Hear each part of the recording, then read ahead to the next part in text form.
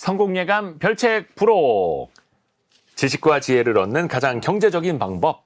성공예감 별책 부록 시간이 돌아왔습니다. 안녕하세요. 이대호입니다. 오늘은 최근에 정말 핫한 책을 여러분과 같이 읽어볼 텐데요. 신영증권의 김학균 리서치 센터장님과 모건 하우저리 쓴 불변의 법칙이라는 책을 함께 읽어보죠. 센터장님 안녕하세요. 네, 안녕하십니까? 불변의 법칙, 모건 하우저. 오, 나오자마자 아주 뜨거운 신간입니다. 네, 이분이 한 3년쯤 전에 돈의 심리학이라는 예. 책도 뭐 한국에서도 잘 팔렸고 또 맞아요. 아마존 같은 데서도 이제 잘 팔린 책인데요. 제목이 사실 불변, 법칙, 엄청나게 무거운 말들입니다. 네. 사실 세상에 저는 뭐 웬만하면 불변도 없고 또 법칙이라고 하는 거는 또 한편으로는 오히려 의심해 봐야 된다고 네. 보는 쪽인데, 근데 저자 자체가 이런 얘기를 합니다. 사실 우리가 세상에서 경험하는 모든 일들은 개별적이고 되게 특수한 일처럼 보입니다. 근데 이제 그 개별적이고 특수한 일 속에서도 뭔가 보편적인 질서나 논리를 찾아내는 게 실은 뭐 투자에 있어서 투자 전략도 그런 거잖아요. 그쵸. 그때 다르지만 나름 일반화시키고 보편화시키는 건데, 이 저자는 이제 이런 얘기를 하는 거죠. 시간이 지나도 유효한 그런 이야기들을 하고 싶다라고 얘기를 해서, 어떻게 보면 뭐 구체적으로 뭘 하라라는 얘기는 아니지만 일반론으로서 상당히 울림이 있는 이야기들이 많이 나와 있는 책이라고 생각합니다. 절대 변하지 않는 것들에 대한 23가지의 이야기. 네. 불변의 법칙. 원제는 Same as Ever라는 책이고요. 아마 근데 한 번쯤은 들어보신 이 저자의 성함일 것 같아요. 네. 모건 하우절. 네. 굉장히 유명한 사람이죠. 이분이 이제 월스트리트 저널 기자였고요. 지금 또 이제 벤처 캐피탈에서 또 파트너로 일한다고 하는데, 이제 글을 잘 쓰는 사람인 것 같아요. 또 이 그 블로그나 이런 거에도 통찰력 있는 글을 쓰고, 네. 뭐 이것도 뭐 그 글을 모아놓은 책이라고 하는데, 네. 근데 전 독자로서 모건 하우저에 대해서 말씀을 드리면, 이제 제 책을 읽으면서 야, 참 통찰력이 있구나라고 하는 느낌을 받는 이런 저자들이 있습니다. 네. 예컨대 저는 뭐 워렌 버핏 그렇고요, 찰리 먼거 그렇고, 또 마이클 모보신이나 아니면 뭐 하워드 막스도 그렇습니다. 네네. 근데 이런 사람들이 대체로 사이클을 여러 번 겪어본 좀 나이 지긋한 분들이 네. 뭐 실패도 해보고 그러면서 이제 조언을 해주는데, 저는 이 모건 하우절도 나이가 많은 줄 알았어요. 네네네. 근데 전 이 사람 나이는 잘 모르지만 이 책 처음에 시작할 때 보면 2000년대 초에 스키 타다가 친구들이 이제 죽은 얘기가 나오거든요. 네. 근데 그때가 20대라고 하니까 젊다는 것에 저는 조금 놀랐어요. 아마 제 또래인 것 같아요. 예, 40대인데 뭐 이 사람이 이렇게 좀 이것이 지식이라기보다 모건 하우절은 지혜를 말해주는 사람 같거든요. 근데 이 나이에도 이렇게 뭐 좀 아주 깊이가 있는 이야기를 할 수 있구나 해서 저는 나이를 유추하고 조금 놀랐습니다, 이 책을 보면서. 사실 이 책의 전작, 돈의 심리학 때 특히 그랬죠. 네, 어떻게 보면은 되게 전문 서적들에 나오는 이야기를 모아서 좀 통찰력 있게 썼고, 네, 일반인들도 읽기 쉽게 네. 정말 그렇습니다. 무릎을 탁 칠 수 있게 쳤던 책이 바로 이제 돈의 심리학. 돈의 심리학이죠. 그래서 그 책도 엄청 많이 팔렸고, 네, 불변의 법칙 이 책도 초반에 아주 뜨거운 반응을 이끌어내고 있습니다. 네, 근데 이 책의 딱 앞부분을 보면은 네, 합리적인 낙관론자들에게 이 책을 바칩니다라고 네, 써 네. 있더라고요. 네. 합리적인 낙관론자, 이거 어떤 의미일까요? 낙관론자는 세상이 나빠지는데 배팅하지 않아야 된다는 생각입니다. 실은 이제 저도 이 말에 참 공감하는 게, 실은 세상이라고 하는 거는 나쁘게 보는 사람이 많을수록 네. 또 그런 주장을 하는 사람이 있게 되면 실은 거기에 대한 대책이 나오면서 나빠지기보다 이제 좋아지는데, 이제 이 사람이 말하는 이제 통찰 앞에 합리적이라고 하는 거는 이것저것 따져본다는 거잖아요. 네. 그래서 뒤에 있는 낙관론자는 보다 긴 호흡에서 긴 시각으로 보면 세상은 좋아지고 또 주가는 올라가고 뭐 이런 개념일 테고요. 합리적은 그거보다 조금 짧은 과정에서 길게 보면 좋아지지만 중간중간에는 울퉁불퉁한 과정들이 있다라는 얘기를 하거든요. 그래서 저는 합리적 낙관론자라고 하는 거는 길게 보되 네. 그 중간중간이 고속도로처럼 좋은 길로 계속 가는 게 아니고 중간중간에 울퉁불퉁한 길에 견디기도 하고 실망도 하고 뭐 이런 디테일한 의사결정들은 늘 뭐 100% 낙관론은 아니지만은 길게 보면은 안 되는 쪽보다는 세상은 좋아지는 쪽에 생각을 하는 게 맞다라는 건데요. 실은 주식도 그렇습니다. 이제 주가 지수가 한 해 한 해 올랐다 떨어졌다 이제 그러지만은 우리나라의 경우에는 종합주가 지수가 1972년부터 만들어져 있었는데 오른 해가 떨어진 해에 2.5배 정도 되고요. 한 해 떨어지면 한 3해 가까이 이제 주가가 올라가는 건데요.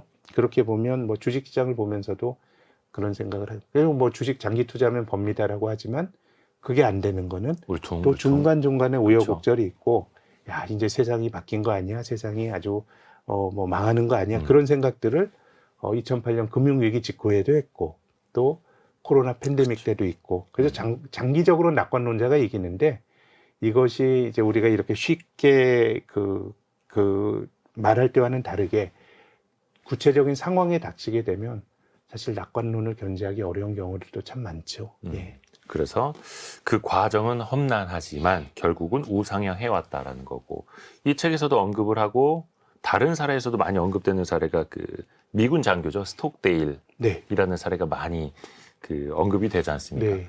베트남전에서 포로로 잡혀 있었는데 네.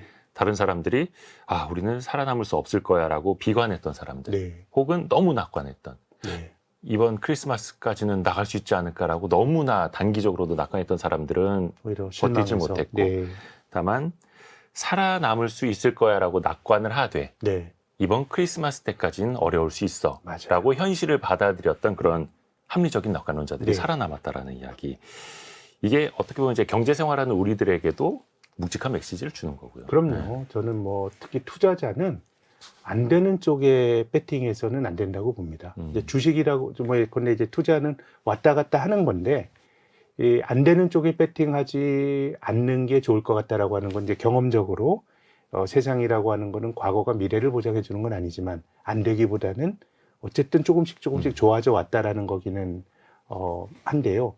다만 이 안 되는 것에 배팅하지 말라는 것과 네. 모든 해가 좋다는 건 전혀 다른 다르죠. 문제예요. 예, 다르죠. 중간중간에 어려움도 있지만 궁극적으로 투자자는 떨어질 때 기회를 보고 좌절하기보다는 뭐 이제 그렇게 저는 뭐 받아들일 필요가 있는 게 아닌가 싶습니다. 이건 정말 궁금해서 그런데요. 그런 점에서 센터장님은 어떻게 좀 낙관론자이시고, 저는 뭐 당연히 합리적이라고 볼 수 있습니다만. 30대까지는 걱정이 너무 많았고요. 예, 그래서 저는 한 10여 년 전부터는 저는 낙관론자입니다. 낙관론자고. 그렇지만 이런 얘기를 해요. 감옥에서 죽은 이탈리아 사회주의자인 그람시가 이성으로는 비관하더라도 우리가 이성의 비관과 의지의 낙관 뭐 이런 얘기했고요. 또 체 게바라도 이런 얘기했어요. 불가능한 꿈을 꿔라. 그렇지만 리얼리스트가 되자. 이런 얘기를 했는데요. 그래서 우리가 길게 보면은 조금 낙관론을 가지되 또 한 해 한 해의 작은 흐름들에 대해서는 조금 더 디테일하게. 다만 중요한 거는 나쁠 때 오히려 그것이 기회라는 생각을 특히 투자할 때는 좀 갖는 게 되게 중요한데. 근데 이 책에도 나옵니다만은 저는 이제 투자자들에게 제일 안 믿는 것 중에 하나가 주가가 막 올라가요. 근데 이 주식이 조정받으면 살 거야. 라는 사람이 조정받으면 못 사요. 못 사죠. 더 떨어질 것 같고. 뭐 이 책에 나오는 구절로는 다른 모든 조건이 동일한데 주가가 조정받는 경우는 없다는 거잖아요. 주가가 조정받을 때는 그렇죠. 뭐 미국의 연준이 뭐 어떻다는 둥, 뭐 중국 경제가 나쁘다는 등 이런 상황들이 같이 맞물려서 이제 주가가 조정을 받게 되니까 대부분의 경우는 다른 모든 조건은 좋은데 주가가 조정을 받으면 산다라고 생각을 하는데 실제로는 세상이 그렇게 이제 돌아가지 않으니까 장기적으로 보면 떨어지는 때 사는 게 맞지만 일반론으로서는 근데 아주 구체적인 하나하나의 디테일은 그거보다 훨씬 복잡하고 어려움이 있다고 생각합니다. 속된 말로 이제 손이 안 나간다고 하죠. 손이 안 나가죠. 분명히 내가 산다고 했는데. 변화하는 세상을 이해하기 위한 불변의 법칙, 주요 키워드 몇 가지 좀 말씀을 해드릴게요. 첫 번째가 이토록 아슬아슬한 세상입니다. 특히 저자한테 아슬아슬한 세상, 큰 의미가 좀 있죠. 네, 뭐 이 사람은 뭐 생사가 갈렸어요. 스키 매니아인데 친구들과 스키 타러 갔다가 같이 타러 갔어요. 근데 스키 타지 말라고 하는 금지 구역이 있었는데 이 모건하우저는 그냥 안 갔고 어떤 이유로 친구 둘은 갔어요. 근데 친구 둘은 죽었어요. 그러니까 이것이 그럼 이게 뭐 합리적인 분석이냐? 그래서 모건하우저이 주장하는 거는 세상에 우리가 아는 것보다 모르는 게 훨씬 더 많다라고 하는 것이고요. 그런 영역이 기본적으로 이제 존재한다라고 하는 게 여기서는 굉장히 이야기들이 많이 나옵니다. 네. 정말 그 간발의 차이로 역사가 바뀐 사례들 네. 또 이야기를 하는 거죠. 네, 뭐 예를 그렇습니다. 들어서 루즈벨트 대통령을 암살하려는 시도가 있었는데 네.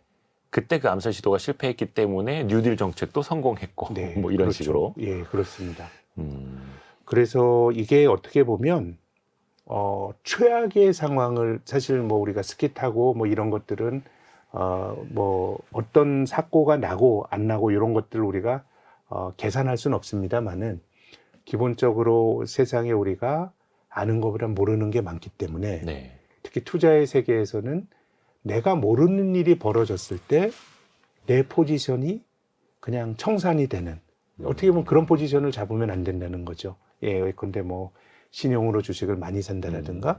그래서 뭐 이 책을 보면 뒤에도 뭐 그런 얘기들이 다양한 사례들이 나옵니다만은 결국은 낙관이 화를 부르죠. 우리가 주식을 외상으로 사지 말라라고 하는 거는 우리가 그냥 하잖아요. 많은 사람들이 그걸 받아들여요. 네. 그러면은 우리가 외상으로 주식을 사는 경우는 자기 확신이 강할 때거든요. 네.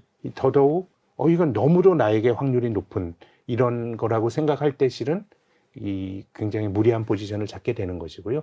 자기 확신이 강할 때 무리한 포지션을 잡는 것인데 그것은 내 마음 속에서의 어떤 계산을 따름이고 길게 보면 우리가 살아가는 인생은 아는 것보다 모르는 일이 굉장히 많고 또 예상대로 또 좀 잘 안 되는 어떻게 보면 일종의 다이내믹스가 존재해요. 나의 행동이 다른 사람들의 행동을 부르고 하기 때문에 기본적으로 뭐 저는 이 책을 보면서 어떤 경우라도 내가 망할 수 있는 포지션을 잡으면 안 돼. 그게 확률이 그렇게 낮더라도. 그렇죠. 뭐 러시안 룰렛 같은 것도 마찬가지잖아요. 그렇죠. 예.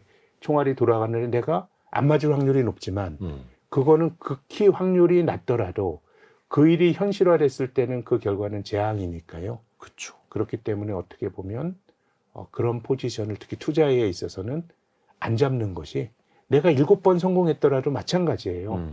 8번 한 번 잘못하게 되면은 내 포지션이 청산이 되는 거니까요. 그래서 뭐 큰 전제가 이 사람이 이 불변의 법칙을 말하면서도 이것은 어떻게 보면 태도에서의 불변이에요. 태도에서 우리가 지향해야 될 태도에서의 아하. 불변이지만 어떤 삶에 있어서는 확실성의 세계가 전 존재하지 않는 것 같은데 그래서 첫 출발을 아슬아슬한 세상이라고 했던 게 나름 또 저는 뭐 의미가 있다고 봅니다. 태도에서의 불변이다.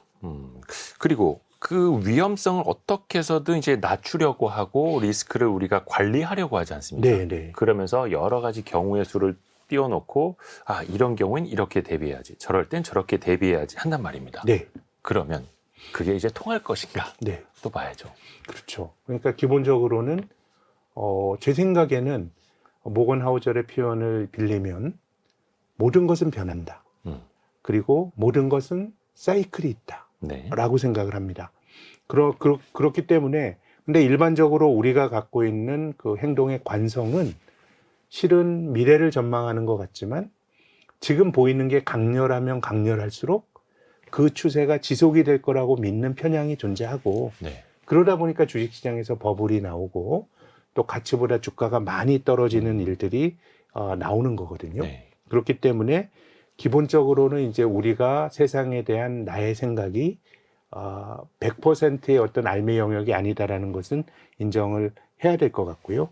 그리고 크게 보면은 어떤 한쪽으로의 운동이 과했을 때 반대편에 이제 역작용이 나올 수 있다라고 하는 역시 뭐 이 책에 나오는 표현을 빌리면요.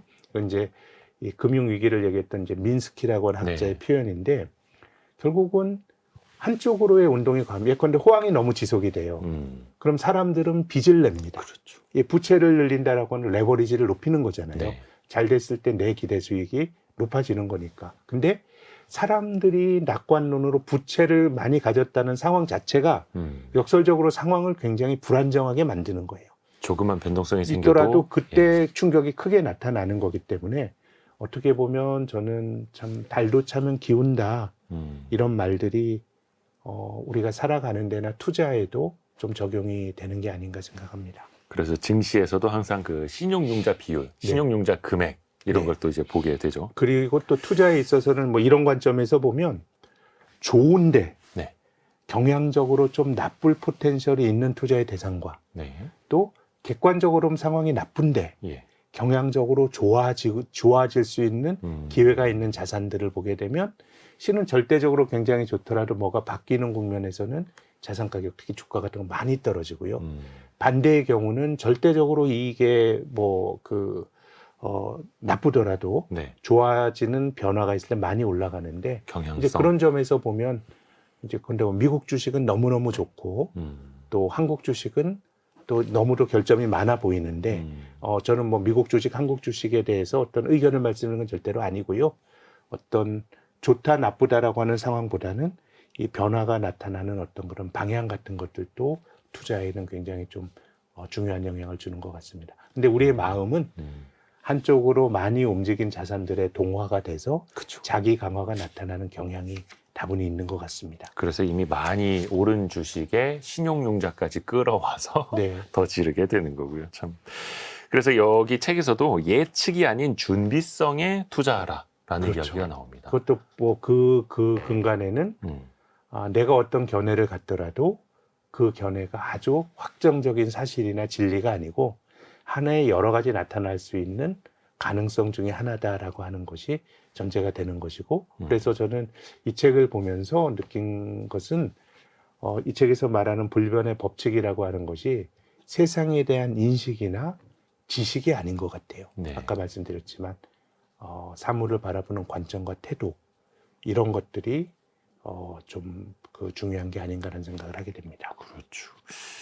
이 책에서도 뭐 좀 비유를 합니다만 건물로 따져 보면은 뭐 최근 10년간 지진이 나지 않았던 지역에 투자하는 게 아니라 네. 지진이 일어나도 내진 설계가 잘 되어 있는 지역에 투자, 약간 이런 식의. 예컨대 그런 거죠. 이게 어떻게 보면 이제 뭐 나심 탈렙의 블랙스완과도 좀 네. 유사한데 뭐 이런 얘기를 하는 거잖아요.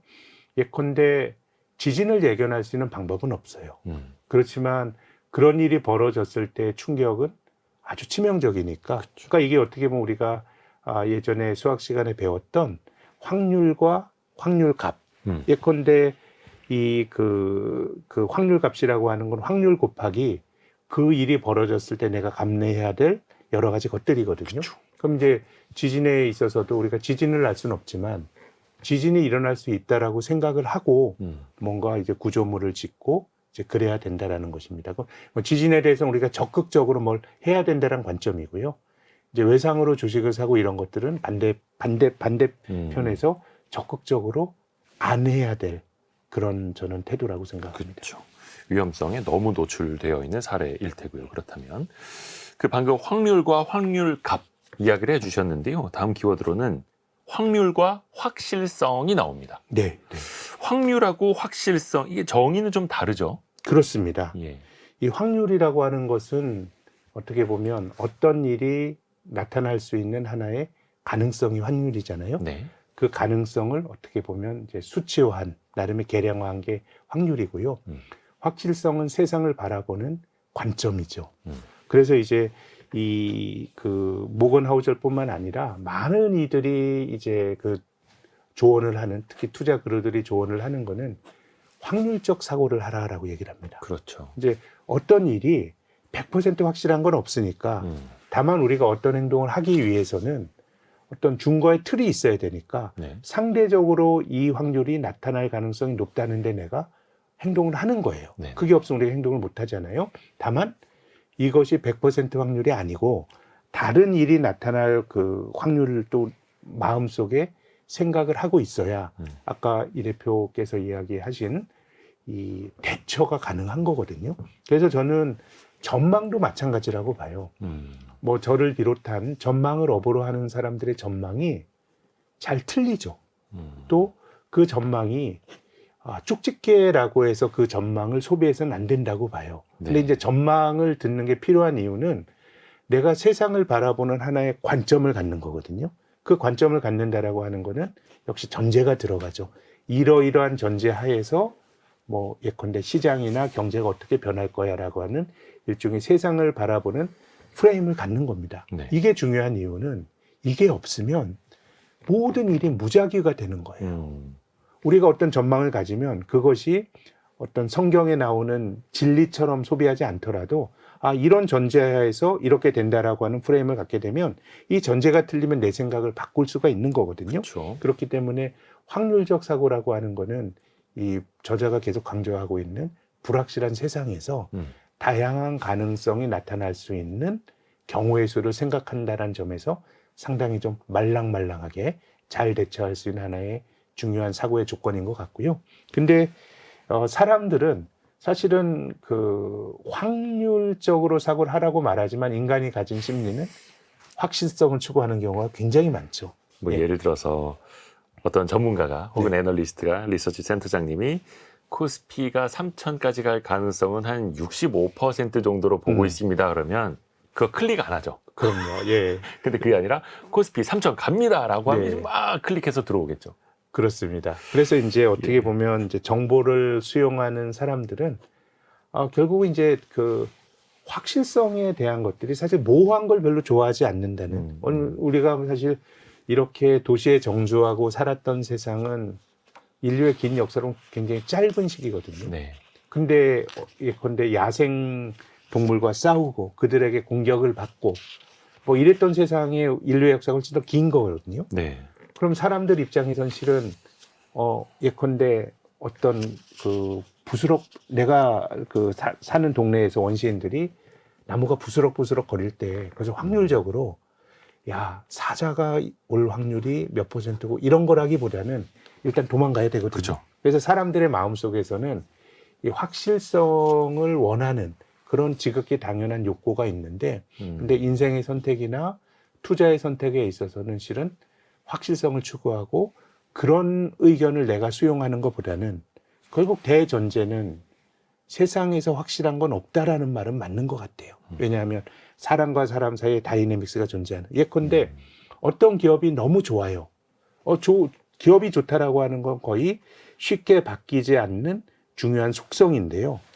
근데 투자의 세계에서는 기업이 너무 좋으면 사람들이 다 그 기업의 주식을 사게 되면 좋은 것보다 가격은 더 높아질 수가 있는 거거든요.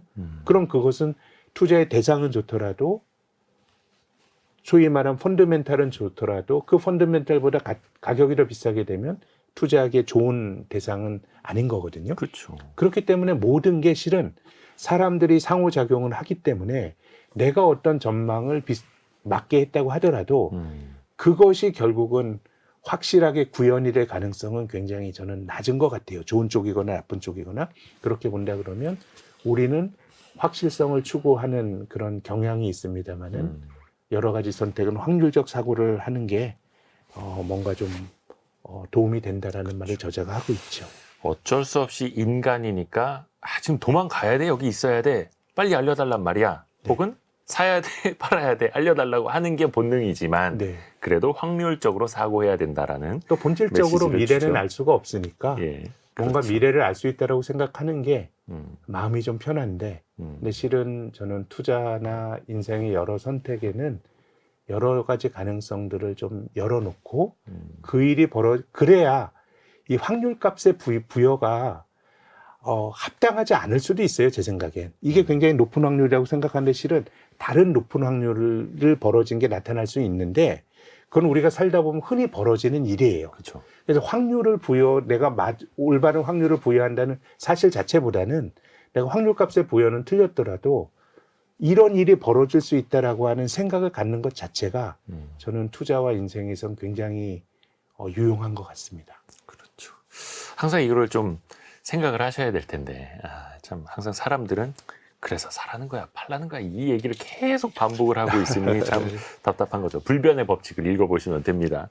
또 하나가 그 스토리에 대해서도 많이 강조를 합니다. 근데 네. 예를 들어서 이 회사 지금 매출 증가율이 얼마가 예상이 되고 원가율이 낮아지고 있어서 영업이익이 얼마나 안 와닿죠.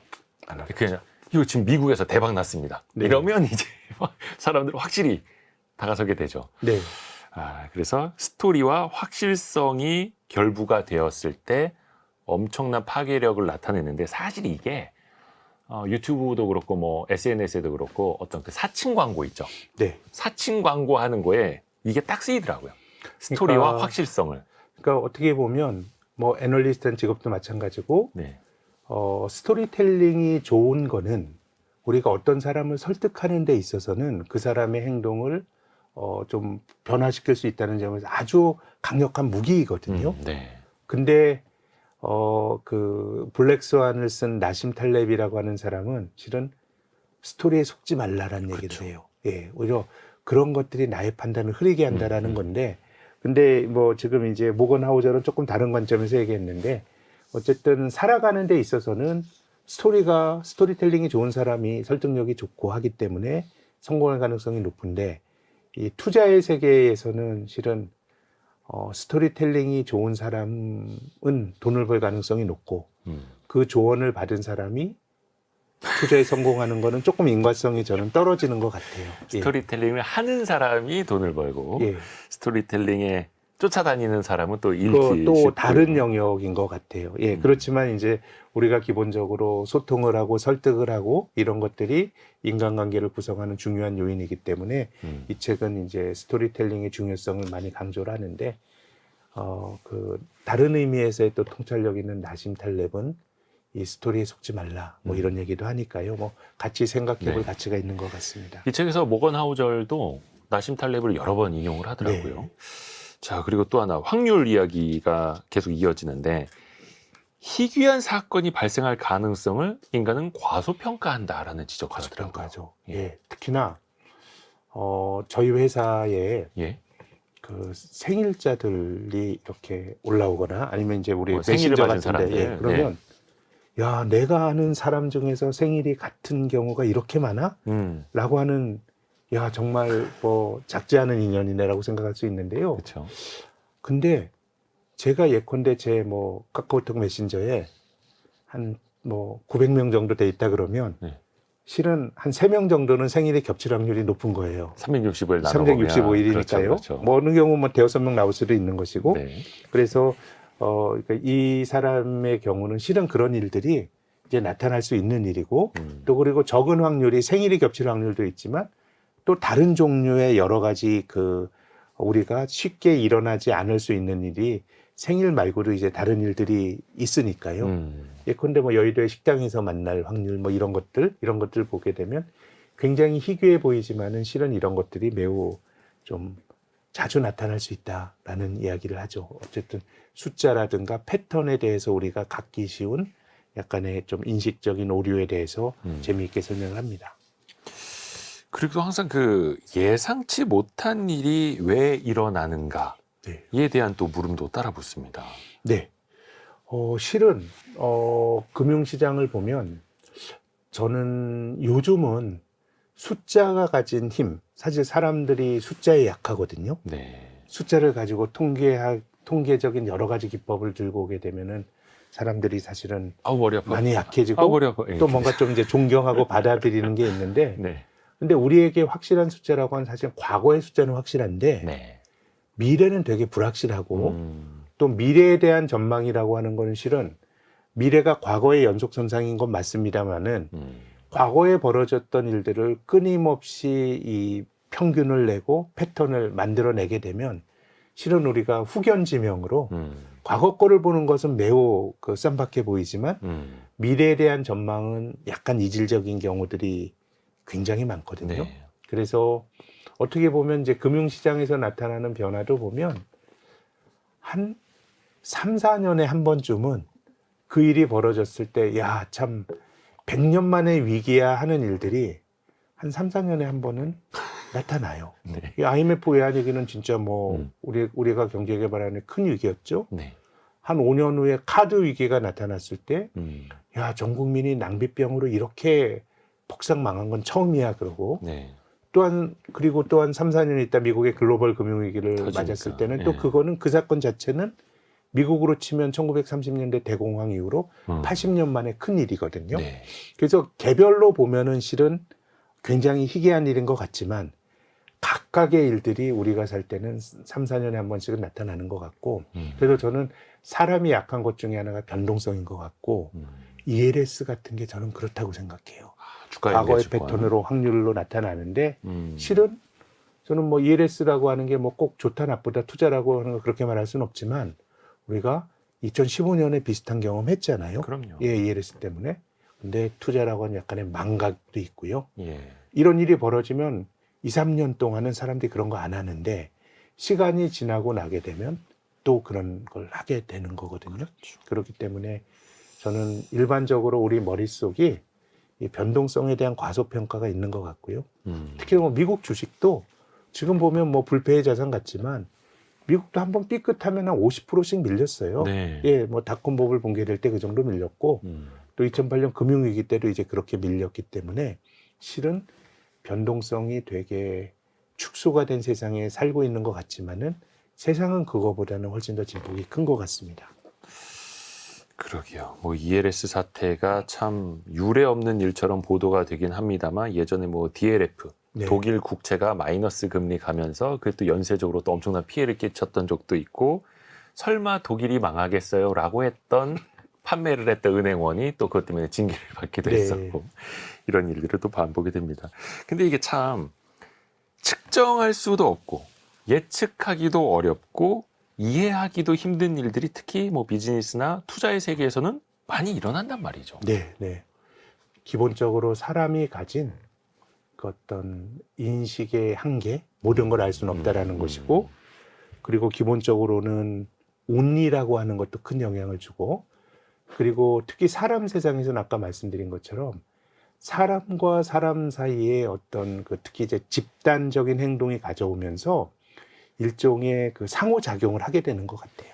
예컨대 세상이 너무 나쁠 것 같아. 그럼 사람들은 주식을 보유하고 있는 게 너무도 두렵죠. 그렇죠. 그럼 집단적으로 주식을 팝니다. 그럼 이제 가격이 많이 낮아지게 되죠. 그래서 이제 대중들의 쏠림이 있을 때는 한편으로는 아니, 나쁜 건 맞는데 자산 가격처럼 쉽게 변할 수 있는 것들. 예컨대 우리가 경제 활동을 하는 우리의 경제 활동은 많은 시간을 두고 조금씩 변하는 거거든요. 기업의 경우도 예를 들면 어떤 기업이 돈을 버는 거는 시간이 필요합니다. 예, 공장을 돌리고 원재료를 사와서 마케팅을 하고 팔고 또 올해뿐만 아니라 내년까지 장사를 하고 이런 과정이 필요한데 투자라고 하는 거는 그런 기대와 혹은 걱정을 한꺼번에 반영할 수 있으니까 실제로 상황이 나쁘더라도 사람들의 어떤 집단 행동이 나타나게 되면은 어떻게 보면 나쁜 것보다 자산 가격이 훨씬 더 싸질 수가 있는 거고요. 좋을 때도 마찬가지죠. 예, 모두가 열광하고 좋은 자산에 달려들게 되면 그게 버블이 만들어지는 건데 모건 하우절의 표현을 빌리면은 우리가 가지고 있는 인식의 한계, 알의 한계 때문에 바닥에서 언제 돌아설지 알 수는 없고 그쵸. 버블이 언제 터질지 우리가 알 수는 없지만 언젠가는 터진다. 영원히 지속이 되는 약세장도 없고 영원히 지속되는 강세장도 없다라고 하는 거는 모건 하우절식의 표현으로 하면 이 불변의 법칙에 속하는 것이고요. 그게 언제일 것인가 이런 크게 바뀌는 데미지 그 국면에서 변곡점에서 내가 크게 당하지 않기 위해서 노력하는 거는 아까 말씀드렸던 합리성의 영역인 것 같고 뭐 그런 것 같습니다. 이 책에서도 또 지적을 합니다마는 그 리만 브라더스 파산으로 인해서 2008년 글로벌 금융위기가 더 증폭된 걸로 우리가 알고 있는데 그 직전까지 리만 브라더스의 자기 자본 비율은 굉장히 우수했다. 네, 그렇죠. 네. 근데 이제 우리가 금융산업에는 굉장히 규제를 많이 받죠. 예, 근데 그런 이유 중에 하나가 이제 리먼 브라더스의 자기 자본 비율은 갖춰야 될 근데 BIS 비율이나 각 나라에서 가져야 될 자본 규제라는 그걸로 네. 보면 이제 우수한데 금융업이라고 하는 거는 자기 돈을 가지고 투자라는 게 아니고 고객들의 돈을 기업 입장에서는 부채를 가지고 투자하는 거거든요. 그쵸. 그렇기 때문에 기본적으로 자본은 적고 부채는 많은 그런 비즈니스를 하고 있기 때문에 특히 금융위기라고 하는 거는 이 자기 실현적 예언이 자주 발생하는 것 같아요. 사람들이 그렇게 믿으면 네. 실제로 나빠지는 거죠. 네. 자본의 구조가 취약하기 때문에. 그래서 금융산업에 대한 규제도 많이 하고 특히 최근에는 작년인가요? 파산했던 그 실리콘밸리 네. 은행 파산할 때는 이 뱅킹을 모바일로 하다 보니까 그렇죠. 예전에도 이제 뱅크런이라고 하는 건 인류의 오래된 역사인데 예전에 뱅크런 하려 그러면 그래도 신발 신고 옷 입고 은행으로 가야 됐거든요. 은행으로 뛰어갔으니까 예. 뱅크런. 런인데 이제 지금은 손가락으로 하다 보니까 손가락 런. 지금이 어떻게 보면 이 기술의 발달이라고 하는 것이 이 쏠림이나 이런 것들을 좀 이제 더 강화시킬 수 있고 모건하우절이 말한 것처럼 숫자는 정확히 기억나지 않습니다만은 리만 브라더스는 한 135년 잘하다가 13개월 만에 이제 망했다라는데 이제 그것은 결국 이제 사람들이 어떻게 보느냐에 따라서 특히 예. 금융업의 경우는 자기 실현적으로 음. 그런 일들이 벌어지는 것 같습니다. 이어지는 키워드가 더 많이, 더 빨리입니다. 네. 뭐 제 생각 같기도 한데 저도 성격이 급한데 아, 예. 혹시 센터장님은 조금 느긋한 성격? 아유, 사람이 뭐 그렇지는 않습니다. 뭐 사람이 다 비슷하지 않을까요? 예. 그래요. 예. 그 세상 느긋하실 것 같아가지고. 그런데 항상 이 책의 저자도 모건하우절도 지적을 하는데 어떤 목표를 세울 때 가급적 빨리 도달하는 방법을 누구든지 원하잖아요. 지름길로 가고자 하고. 그런데 항상 그럴 때 문제가 생기더라. 빨리 가려고 하니까 문제가 생기죠. 빨리 가려고 하니까 외상으로 주식을 사고요. 미수로 주식을 사는 거고요. 과속을 하고. 예, 그렇게 하는 건데 그래서 이제 모건하우절이 말하는 이제 불변의 법칙에 가까운 거는 투자의 세계에서는 뭐 이제 미국의 경우는 한 주식해서 손해 보지 않는 주가 지수에 10년 이상 보유하면은 번다는 거예요. 네. 길게 가면 길게 갈수록 이길 확률이 높다는 거는 어떻게 보면 많은 이들이 알고 있는데 이제 그 기간을 견디기가 힘든 거고 또 모건하우절이 매우 합리적으로 주장하는 것처럼 이 길게 견디는 것도 쉬운 일이 아니란 주장을 해요. 어떻게 보면 그렇죠. 투자는 장기전이라고 말하지만 예컨대 10년이라고 하는 게 지금 이 땅에서 모든 걸 달아놓고 10년 후가 아니고 네. 하루하루 변화를 보고 하니까 어떻게 보면 투자라는 게 장거리 레이스라고 하더라도 저자의 표현을 그대로 빌리면 이 장거리는 그냥 장거리가 아니고 단거리로 뛰는 것이 모여서 장거리가 되는 거야라고 하는 이런 얘기 굉장히 공감이 가는 주장을 하거든요. 네. 그렇기 때문에 뭐 쉽지는 않습니다만 장기적인 그 어떤 지향을 가질수록 투자라든가 여러 가지 의사결정에 성공할 가능성이 높습니다만은 또 그 장기라고 하는 게 단기의 총합이고 또 조금 더 빨리 하고 싶은 그런 욕구가 있는 것이고 또 처음부터 잘 풀리면 자기 강화적으로 어떤 일이 버틸 수가 있는데 실은 처음부터 잘 안 풀리게 되면 네. 내가 장기적으로 옳은 길을 가고 있는가에 대한 또 두려움이 있는 거거든요. 잘못된 선택을 지금이라도 바꿔야 되는 게 아닌가라는 생각을 갖고 있는데 근데 저는 투자에 있어서는 처음에 신중하게 생각을 하게 되면 어쨌든 신중한 의사결정을 해야 된다라고 하는 것은 뭐 어떤 일을 하더라도 반드시 필요한 일인데요. 그렇게 한다 그러면 진짜 장기적인 시각을 가지면 가질수록 투자에 유리하고요. 그렇기 때문에 저는 늘 생각하는 게 투자는 절대적으로 부자에게 유리한 게임인 것 같아요. 내가 어떤 포지션을 잡았더라도 내가 여기에 목숨 걸진 않아요. 예. 내가 다른 게 있으니까. 여유 있는 사람들. 그래서 저는 전업 투자도 네. 실은 뭐 사람 다 다르죠. 제 주변에서 전업 투자로 돈을 많이 번 사람도 있고 뭐 그 처한 환경이나 시황이나 운이나 자질이나 이런 거에 따라 다 다르지만 그래도 보통의 경우는 저는 전업 투자를 권하진 않는 것이 뭔가 다른 쪽에서 내가 노동을 통해서 소득이 있고 투자를 하는 것과 그냥 오직 나의 어떤 경제적 재생산이 투자를 통해서 벌어지는 것들을 이렇게 관찰을 해보면 굉장히 존경할 만하고 통찰력이 있다고 생각했던 투자자들도 전업 투자를 하게 되면 좀 나쁜 상황에서 잘 버티지를 못하는 것 같아요. 예. 그래서 어떻게 보면 부자들에게 더 유리한 게임이 투자 시장일 수도 있고 그만큼 어떤 자산 배분이나 마음의 여유도 있기 때문이고 네. 급한 길보다는 역시 한 걸음씩 가자라는 이야기고 그게 이제 불변의 법칙 중에 하나라는 거죠. 맞습니다. 또 하나가 누구나 이제 뭐 고통받는 건 싫어하겠죠. 자극받는 것도 싫어하고 네. 그런데 그러한 고통과 자극이 또 다른 기회, 네. 혁신을 만든다라는 지적도 합니다. 특히 세상의 변화는 그렇게 만들어졌다는 거죠. 특히나 이제 저자가 주장하는 것 중에 하나는 굉장히 인류의 삶을 바꾼 가장 본질적인 변화는 군대에서 이루어진 경우가 많았다는 거죠. 예컨대 뭐 비행기가 상용화되고 이런 것도 군대 수요가 있었던 것이고요. 그렇죠.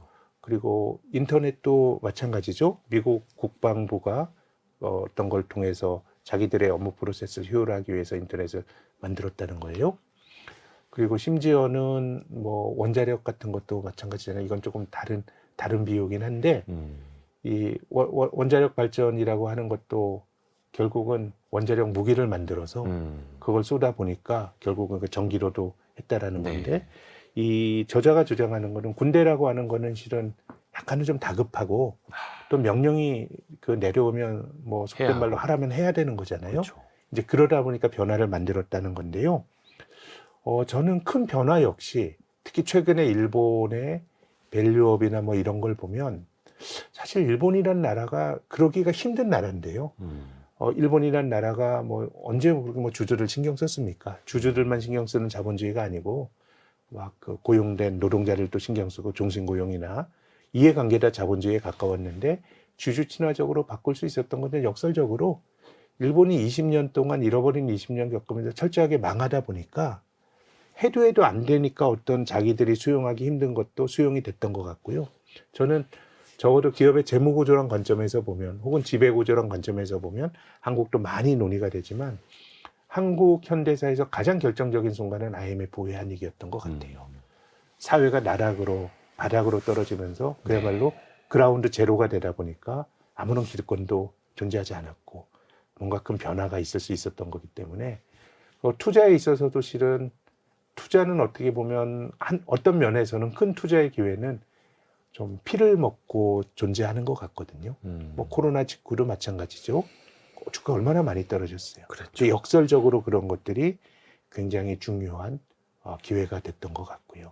그래서 저는 고통과 파괴가 큰 변화나 혁신을 만든다. 근데 우리가 아까 처음에 우리가 지향으로는 세상은 나쁘기보다 좋아지는 경우들이 많았으니까 망하지만 않으면 큰 변화가 어떻게 보면 좀 긍정적인 어떤 변화, 큰 어려움이 긍정적인 변화를 만든 경우가 많았던 것 같습니다. 그 우주 경쟁이 그렇게 70년대 빠르게 발전했던 것도 소련과의 경쟁이 있었기 때문이다라는 그렇습니다. 지적도 했고, 이 책에서 그 저는 강조를 했던 문구 중에 하나가 1939년 세계 2차 대전이 말을 탄 기마병들이 참전을 했었는데 네, 그 전쟁이 끝날 맞습니다. 때는 원자폭탄으로 맞습니다. 끝이 났다는 게, 그 사이에 뭐 발전의 속도도 그렇고 네. 그게 참 무섭기도 하고요. 다음 키워드는 모든 여정은 원래 힘들다라는 네. 겁니다. 고통이 일어나는 이유가 뭐 사실은 뭐 우리가 너무 리스크를 간과했기 때문이다. 뭐 돌아보면 그렇게 보이기는 합니다만 네. 경제 대공황도 그 중에 하나로 당연히 꼽힐 수밖에 없고요. 네. 이건 어떤 의미로 좀 해석을 할 수 있을까요? 모든 여정은 원래 힘들다. 그 중간중간. 결과적으로 잘 된다고 하더라도 우리가 이제 장기적으로 낙관론을 가지는 게 저는 특히 투자자 입장에서 필요하다고 생각하는데 결과를 좋고 과정도 좋으면 인생이 얼마나 편하겠어요. 근데 결과적으로 그럴 수가 잘 없죠. 되더라도 모든 경우는 저는 비용을 치른다고 생각하고요. 중간중간은 우여곡절이 있고 또 나의 판단에 대해서 좀 회의를 갖게 하는 여러 가지 이제 도전이라든가 유혹이라든가 이런 것들이 이제 나타나는 것이고, 그리고 저는 앞서서 이 변동성이라고 말씀을 드렸는데 네. 실은 가장 좋을수록 그것이 큰 위기를 불러오는 어떻게 보면 가장 좋은 게 또 고통을 불러올 수도 있다고 생각을 하는데요. 역시 이 책에 나오는 비유입니다. 우리가 20세기 초반만 하더라도 유아 사망률이 높았다는 거 아니에요? 네, 네. 무슨 제가 어렸을 때만 해도 예방주사 몇 개 맞았거든요. 예. 근데 코로나로 인해서 인류가 그렇게 우리가 3년 전에 아하. 고통을 치렀던 이유는 실은 우리가 수십 년 동안 질병으로부터 자유로웠기 때문이에요. 그렇죠. 방역이라든가 어떤 그 심리적인 측면도 있는 것이고, 그러다 보니까 조그만 변화에 있어서도 뭔가 이제 결국은 전체적인 시스템이 무너지는 일이 발생을 했거든요. 그렇기 때문에 고통이라고 하는 것은 늘 내재되어 있는데 실은 가장 좋을 때가 반대편의 리액션이 나타날 가능성도 굉장히 높고 그런 이야기들도 최근 하는 것 같습니다. 그리고 또 고통을 이겨내는 것도 사실은 좀 해봐야 되는 거고 참아내는 능력도 사실은 필요한데 네. 앞에서도 잠깐 좀 이야기를 했습니다만 여기에서는 키워드가 원래 힘들다라는 원래 걸 지적을 힘들다. 하고 있고 계속해서 지름길을 찾으려는 사람들과 네. 원래 힘들다라는 걸 또 알아야 된다라는 것과 이게 항상 부딪힙니다 마음속에서. 네. 이 책에서 비유를 했던 건 비유 중에서 좀 공감이 갔던 거는 예. 제가 이제 뭐 직장 생활을 어찌어찌 하다 보니 20수년째 하고 있는데 예. 대체로 마음에 안 맞는 사람은 있거든요. 어디나 인간관계나 네. 직장이나 음. 그렇게 된다 그러면 이것이 그런 사람이 아예 없기를 기대하는 거는 과도한 기대고 그럼으로써 과대한 스트레스를 받는 건데요. 근데 이 책은 내가 원하지 않는 상황에 대한 나의 수용도를 오히려 결정을 해라. 네네네. 원래 세상에 이상한 사람은 있는 거야. 또 그 사람이 안 이상할 수도 있어요. 네네. 나와 생각이 다른 거죠. 근데 나는 그 사람이 아니다 보니까 그럴 수도 있기 때문에 그런 부분들에 대해서는 조금 더 그 일종의 마음을 열어놓고 그럴 수도 있다라고 생각하는 게 삶의 진리나 지혜에도 가깝고 네. 또 인생에도 도움이 된다는 주장을 하는데요. 그래서 이제 아마존 같은 기업은 되게 훌륭한 기업이죠. 근데 네. 구글과 아마존이 좀 다른 것 같아요. 제가 아마존에 취업한 딸을 둔 지인의 이야기를 들었는데 아마존은 우리가 네. 빅테크 기업하면 거의 카페처럼 거의 아주 좋은 그 카페테리아에서 아무 때나 가도 밥도 주고 이렇게 하는 게 네네네. 구글의 문화는 그렇지만 아마존은 이면지 같은 거 쓰는 그런 것도 있대요. 구글과는 전혀 다른. 근데 아마존은 물론 이제 아마존닷컴이 박리담회에 유통업을 했기 때문에 마진율이 낮기 때문에 그럴 수도 있는데 그쪽의 문화는 훨씬 더 조금 더 이제 한국의 기업 문화 이런 것과 좀 비슷할 수 비슷한 있겠네요. 측면도 있는 것 같거든요. 네. 그렇기 때문에 실은 모든 게 정답은 없고 또 한편으로는 세상은 불완전하고 내 환경도 아주 이상적일 수는 없기 때문에 어느 정도는 그럴 수 있다라고 생각하고 적응을 하면 이것이 너무 또 패배주의적으로 받아들이진 않았으면 좋겠는데 한 지인이 야 지옥도 그 익숙해지면 천국이래라고 얘기를 하는데 나름의 그런 좀 어떤 수용의 정도 이런 것들이 뭐 중요하다는 얘기를 합니다. 그렇죠. 그래서 그게 똑같은 현상이지만 누군가에겐 고통, 누군가에게는 또 지나가는 일, 불완전함을 인정하는. 그래서 이 책에서 굉장히 이제 흥미로운 비유가 제가 이제 슈퍼마켓을 해요. 슈퍼마켓을 하는데 이 슈퍼마켓 운영에 완전한 거는 도둑질하는 사람을 잡아내는 게 중요하지요. 근데 도둑질하는 사람을 잡아내려 그러면 비용도 많이 들고 또 손님들을 감시하게 되니까 장사가 더 안 될 수 있는 거예요. 오히려 그렇기 때문에 전체적으로 나의 판매고에서 어느 정도는 없어질 수 있다라고 생각하는 그 어떤 허용 범위를 갖는 게 어떤 사업가로서도 합리적이고 그 사람의 어떤 정신 건강에도 좋을 것 같다고 주장을 하는데 저는 뭐 좀 공감이 가는 그런 비유였습니다. 어떻게 보면 이제 회계적으로도 잡손실이라는 거 있지 않습니까? 그런 게 있는 거죠. 네, 회계란 게 그것을 그 구체적인 용처를 만들어내는 것 자체가 훨씬 더 큰 비용일 수 있거든요. 그런 일들이 꽤 있죠. 예. 그래서 이 저자도 완벽함을 추구하는 권리자는 오히려 대부분 성공하지 못한다. 이렇게 또 지적을 하기도 하고요. 근데 이제 참고 견디는 과정에서 작은 혁신들이 이제 씨앗을, 싹을 틔우게 된다라는 건데 그걸 느끼기까지가 정말 오래 걸리고 힘들지 않습니까? 별로 티도 안 나고. 그래서 확실히 기술이나 이런 것도 뭐 인공지능에서 말하는 좀 특이적 이런 시기가 있는 것 같아요. 넘어서면 혁신이 되는. 전구를 만든 게 에디슨이라고 알려져 있지만 뭐 사실인지 모르겠지만 제가 그런 주장을 해요. 전구를 처음 만든 건 에디슨이 아니라는 거죠. 누군가 만들어 놨는데 그것을 적당한 밝기와 적당한 내구성을 가지고 만든 사람은 에디슨이라는 거죠. 그래서 저는 이 책을 읽으면서 우리가 사실 미래를 알기 어렵다라고 하는 거는 사람들의 상호작용이 있기 때문이거든요. 그래서 아까 말씀드렸습니다마는 원자력 발전소가 비행기 때문에 태어났다라는 게 결국은 그 원자력 폭탄을 투하하려면은 비행기가 있으니까 뭐 미국에서 그거를 일본까지 가지고 간 거 아니에요? 그러니까 비행기가 사실 없었으면은 내 멀리 있는 적을 공격할 수 있는 그 원자력 생각도 발전소, 원자력 무기 같은 건 만들어지지 않았을 거라는 거죠. 그러니까 어떻게 보면 세상이라는 게 상호작용을 하면서 뭔가 좀 다이내믹스가 있다라고 하는 생각을 하게 됩니다. 이 책에서도 또 하나가 뭔가 좀 멀리 내다봐라라는 메시지도 같이 좀 주는데요. 네. 에베레스트 산을 또 비유하는 케이스도 좀 나옵니다. 네. 이게 어떻게 보면 일반론으로서 세상은 좋아질 거야라고 하는 건 우리가 사실 가져야 될 그 원칙이기도 하고 네. 또 그런 것들이 우리가 통계적으로 아까 뭐 주가 지수가 오른 해가 많았다 이런 말씀 드렸는데 또 그런 생각을 갖지 않으면 별로 실익이 없어요. 예, 내가 세상을 비관적으로 봤을 때 우리가 살아가는 실익이 별로 없는데 기본적으로 이제 장기적으로는 세상이 나빠지기보단 좋아질 확률이 높은데 중간중간의 과정은 늘 우여곡절이 있기 때문에 이 사람은 시간 자체를 견디는 것보다는 유연성이 중요하다는 얘기를 해요. 심리를 뭐 생각지도 않은 일이 발생할 수 있지만 그렇죠. 그 안에서도 낙관하고 아까 말씀드렸던 이 그람시가 했던 말입니다. 이성으로는 비관하더라도 의지로는 낙관하면서 그걸 좀 견디는 예, 그런 태도들이 좀 필요한 거 아닌가라고 생각합니다. 어떻게 보면 저희가 마무리를 해야 될 시간인데 초반부에 얘기했던 그리고 이 책의 그 첫 장에 나오는 합리적인 낙관주의자에게 이 책을 바칩니다라는 말이랑 네, 일맥상통하네요. 그런 것 같습니다. 그 센터장님께 한 가지 좀 부탁을 드릴게요.